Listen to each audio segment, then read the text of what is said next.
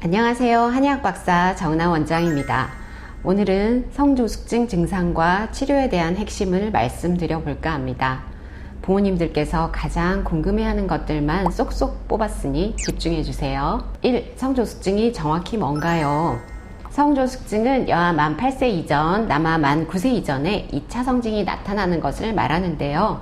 가끔 초등학교 5, 6학년 딸아이가 가슴이 자꾸 더 나오는 것 같다면서 성조숙증 문의를 하시는 부모님들이 계십니다. 초 5, 6학년 정도면 만 11에서 12세 정도니까 가슴이 나오고 또 가슴 발달의 진행이 꾸준히 되는 건 당연한 상황입니다. 물론 그 아이가 만 8세 이전부터 가슴이 발달해 왔다면 성조숙증이었을 수 있지만 초등학교 5, 6학년 나이에 처음 병원 방문을 하면서 가슴 증상만 호소하는 거라면 성조숙증 진단을 내릴 수는 없습니다. 다시 정리할게요. 성조숙증은 여아 만 8세 이전, 남아 만 9세 이전에 2차 성징이 나타나는 것을 말합니다. 또 여아 만 8에서 9세 사이, 남아 만 9세에서 10세 사이에 나타나는 2차 성징은 빠른 사춘기라고 해서 정기적인 추적 관찰이 필요하고 상황에 따라서는 치료가 필요할 수도 있습니다. 옛날에도 성조숙증이 있었나요? 성조숙증은 우리 때는 없었는데 하시면서 라떼를 떠올리시는 부모님들이 많으십니다. 맞습니다. 우리나라에서 성조숙증이라는 질환이 대중들에게 인식되기 시작한 건 불과 10여 년 정도밖에 되지 않습니다.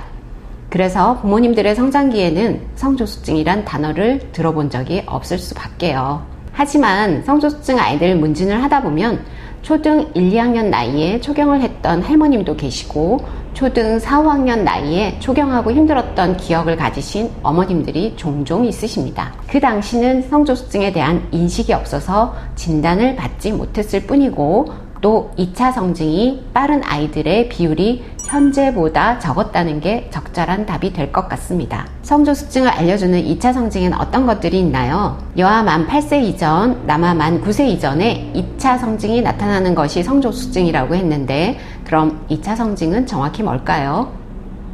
어린이가 성인으로 성장하면서 중성적이었던 몸이 여성과 남성으로 구분되고 생식이 가능한 신체 변화가 일어나는데 이를 2차 성징이라고 합니다.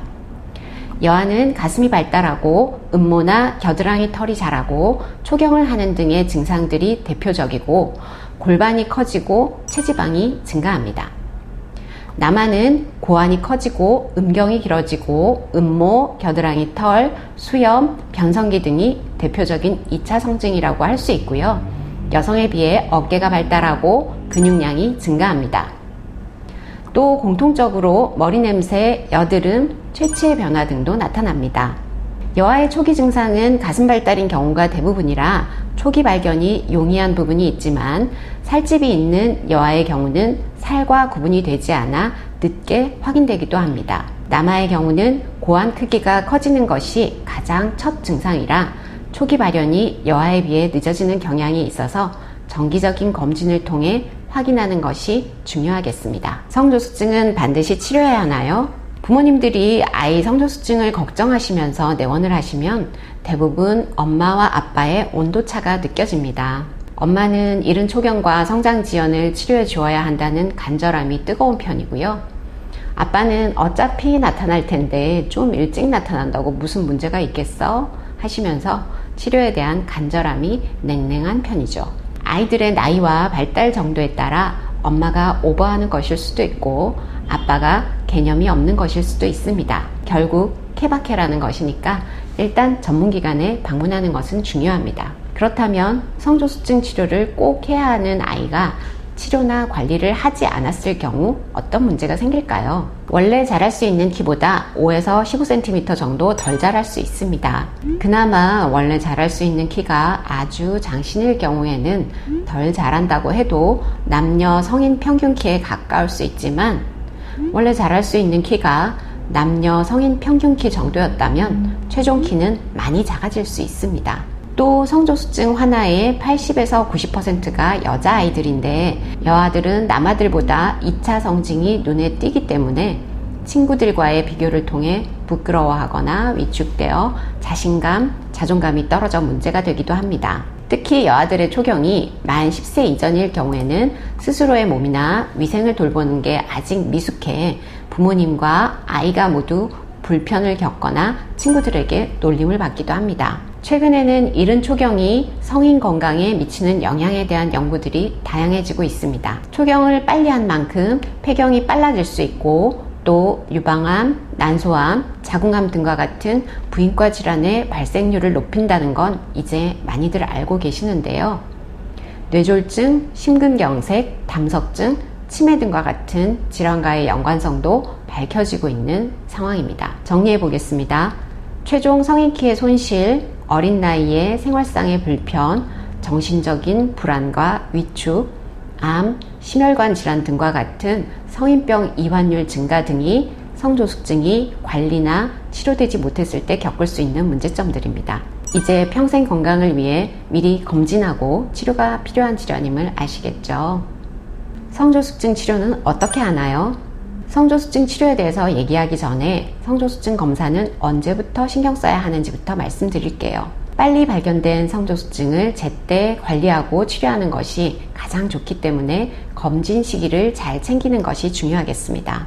여아들의 2차 성징은 대개 만 9세에서 10세 전후에 나타나고 남아들의 2차 성징은 대개 만 11에서 12세 전후에 나타나기 때문에 이보다 이전에 검사를 시작하는 것이 좋겠습니다. 저는 초등학교 입학 무렵 즈음에 증상 여부와 상관없이 성장과 성조숙증에 대한 첫 검진을 권장하고 이후 1년에 1, 2회 정도의 정기 검진을 하실 것도 당부드립니다. 이제 성조숙증의 치료에 대해 말씀드리겠습니다.